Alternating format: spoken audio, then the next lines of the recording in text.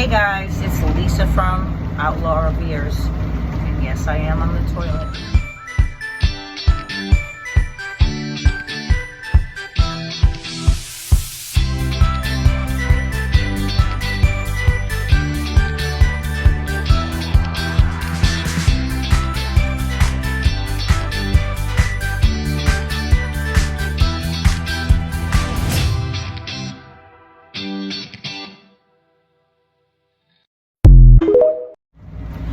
I just want to tell you about this vent system that we have going on here, because that smell is not coming out of me, but it's rank in here. We're driving, and apparently the vent that we have that just comes with the motorhome allows the odor to come back in. So it is really nasty in there right now. You have to get something called a cyclone plumbing vent, which we found in the catalog for the motorhome, and we're going to add a link at the end so you can find it, because you're going to need it, because we are going to need it for sure, because it's right in here. Bye. Okay, so this is the vent kit that apparently your motorhome comes with, but it's too smelly in the bathroom. This is what you need: a cyclone plumbing vent. Apparently uses the wind, and it just goes around whatever direction to get the wind to get that smell out of your bathroom. Definitely need that. Get rid of this. Get one of these. We don't have it yet, but we're going to, because it's right in there. Hey guys, just want to give you some information about the bedroom here in the Thor Outlaw. When the slide outs are in, you will have no access to your clothing. These drawers, which are very spacious, and this lovely wardrobe, you will not be able to get into it. So you could end up naked. Learn that the hard way. So you need to put a change of clothes up here, or whatever you need. Important stuff you need to put in these cabinets. You can access these cabinets anytime, but you will not have access to any of that, and you don't want to learn it the hard way. And that's it. That's our hack for this. You want me to do it again? She's laughing. It's okay. Oh, hi. Yes, it's Lisa with another bathroom video. We're going to talk today about the shower here in the Thor Outlaw, which I was not happy with when we first got it. As you can see, the shower head comes straight down. It's a little heavy, so we might need to adjust that, figure out a way to make it stay up. But when that's straight down, you can easily hit this handle, which turns the water off. So between that and the fact that I couldn't maintain hot water for a while, I was not happy about the shower at all. But we've fixed it, because Mike has figured out how to use the ShowerMiser system, and he's going to explain that to you right now. Go, Mike. So the ShowerMiser system recirculates your water through the tankless hot water heater. Most RVs, older style, have a tank. We don't have a tank. It's just a tankless water heater. So the water goes through the entire system and is heated in the tankless water heater.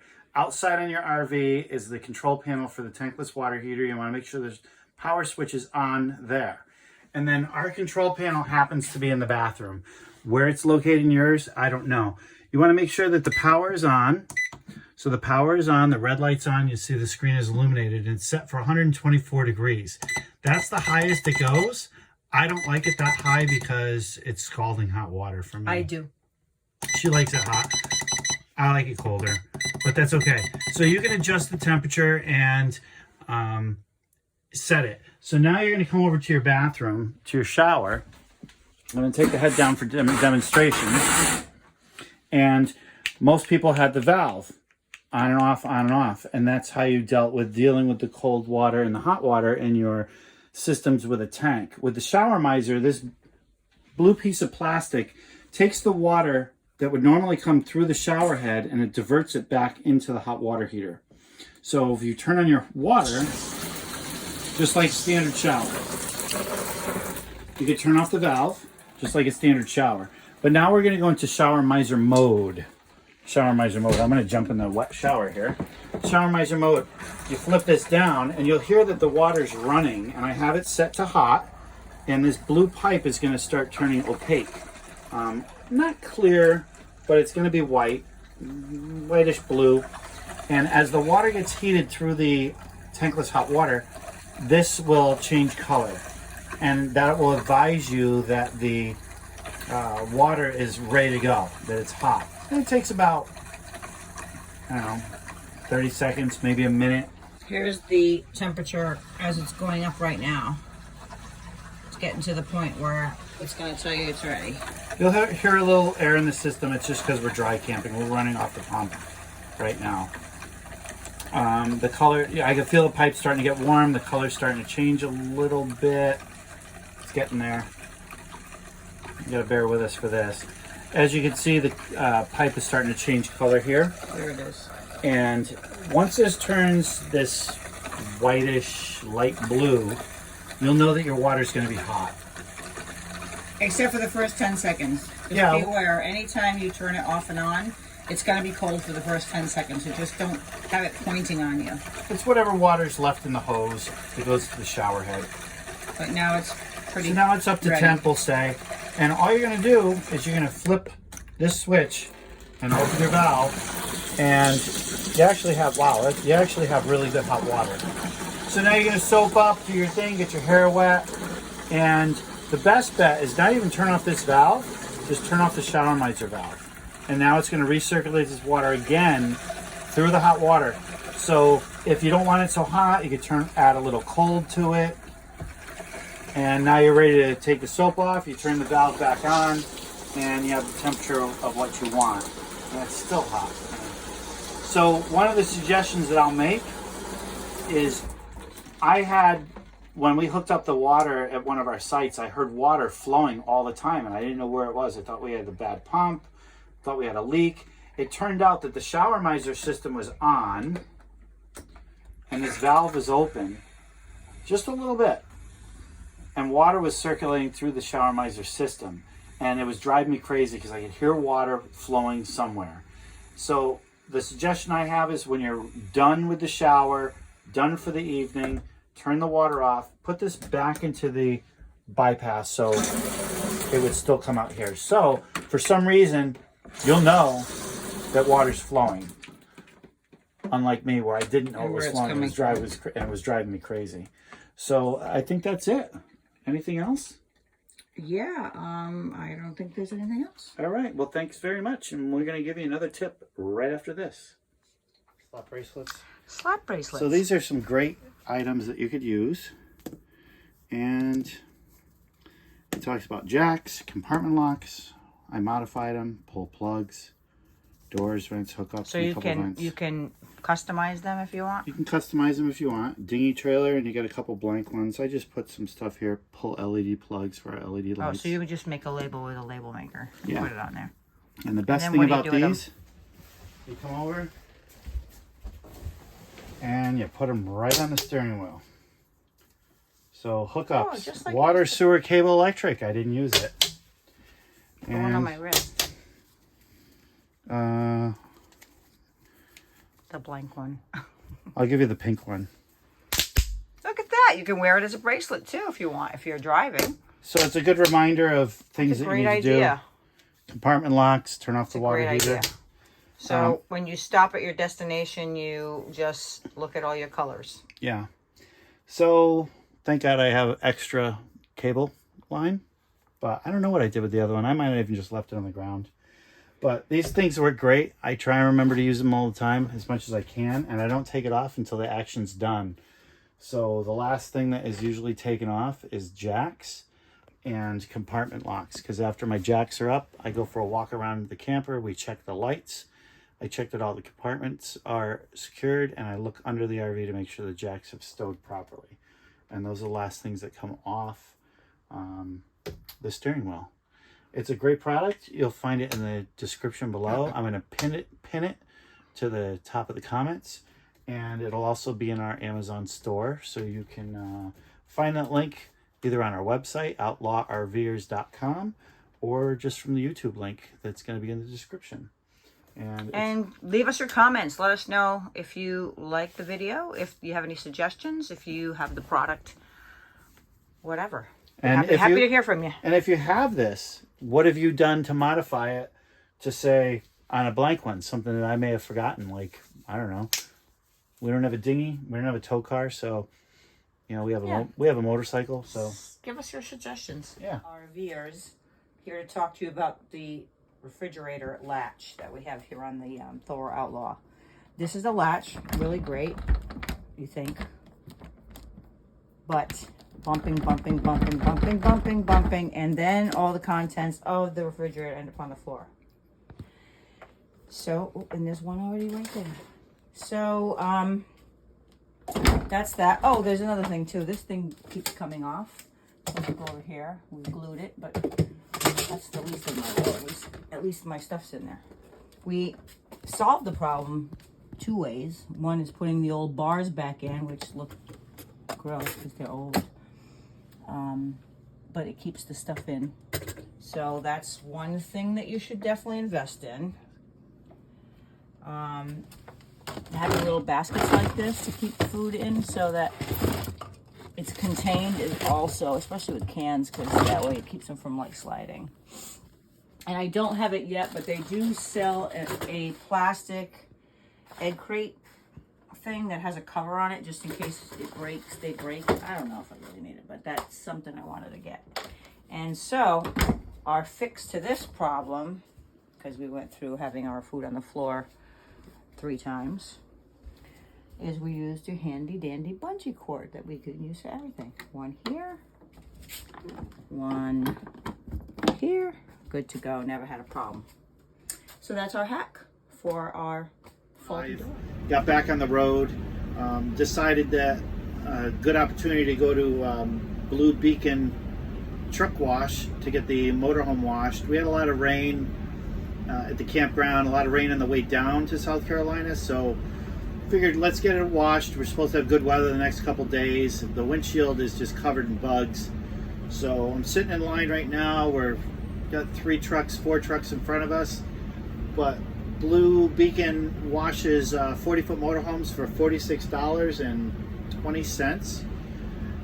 And they'll do the aluminum steel rims for $1.20 a rim. An additional 10 or 12 bucks for Rain-X on the windshield. So I'm going to get the full package done, and we'll let you know how it goes once we pull out.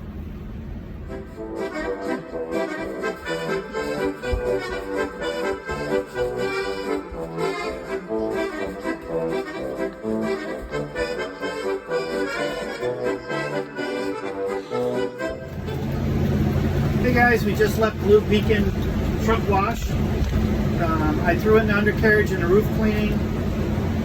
So with a tip, the total was $76 to have the motorhome washed.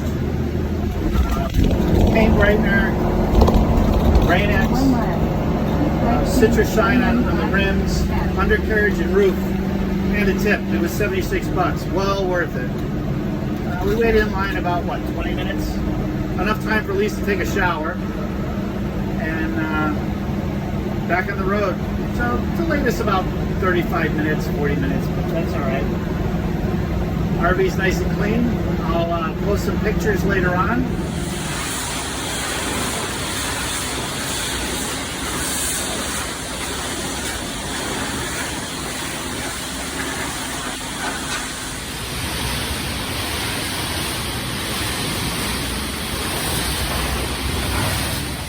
We are almost back to Massachusetts. Estimated time in traffic, 7 minutes. Estimated time in traffic, 7 minutes. We're almost back to Massachusetts, coming back from Myrtle Beach. We had a great time at the rally, which I'm sure there will be some videos about. But Mike's been driving for almost 12 hours. We have 3 hours to go. And it's been exhausting, so we're going to take a break soon. Just want to say, if you have to go through Connecticut, New York, Take a 84. try a better route, because I should have whiplash from the amount of bouncing around. And I have to go see if the bike is still standing, because it's been really insane. The road's just terrible. They're terrible. How many screws you pull off the floor? I haven't found any screws on the floor yet, but there probably will be. All that bouncing around makes them come loose. Hey guys, so moving around in this house, things can rattle around. So get this stuff, which is pretty cheap at Walmart, and you can line your cabinets with it so that when you're driving, things don't shift around in there. Good how organized you are. Very organized. Yes. Everything's going to be in its place. So I'll probably do some here too. I mean, these things kind of slide around, but we got them packed in there well enough they don't cause any damage. I mean, all of our, this is a great dinnerware set. It's melamine, so it's plastic, but it looks like beautiful glass or pottery bowls. And I got that on Amazon. And then we have some regular plastic ones, but yeah, these are really nice. And that way, if something does shift around, nothing is going to really break. The only thing that we have here that's glass are mugs, but we usually don't use mugs that are not sturdy. And these are plastic. So it's just a matter of even the wine glasses, plastic. But yeah, so things can roll around in there, and when we stop, a little bit is shifted, but it's never completely crazy. So it works. We'll drop a link. We'll drop a link on our. This thing. Did I show you this thing? No. So this is a sink mat for a regular kitchen sink, but it doesn't move. So I got this for, probably gonna have to cut it to fit around this faucet thing, but we put the coffee pot on there, and then the coffee pot can't slide. So it's kind of a gripper thing, but. And we'll drop a link in the description of all these items, and we will also have them on our Amazon store, which you can find at outlawrvers.com. And we will also have it in the description. And guess I bought these really beautiful pans that are really good for induction cooking as well as gas. This already has happened from them rubbing around in the cabinet when we're moving, so these super things are awesome to separate them so you don't ruin them. Looks like it might need a bigger one for that, but yeah, you just put them in between the pans and it keeps them from getting destroyed. They come in this big pack. It's called By Kitchen, and it was super inexpensive, but yeah, you get a whole bunch of these. There's like, I don't even know how many are in here, but look at them all. I mean, there's tons of them. And they're just like little foam things, and you put them in between the pans, and that way you don't ruin your nice pans. And when things are rolling around in there and moving around, they won't roll up against each other. So if you got some nice pans, you want to keep them from getting all worn. So that's what you get. Perfect. And where are we going to drop these links? At the end of the video. Okay, I've reached a new level in my life. Now I want a gift certificate to Camping World.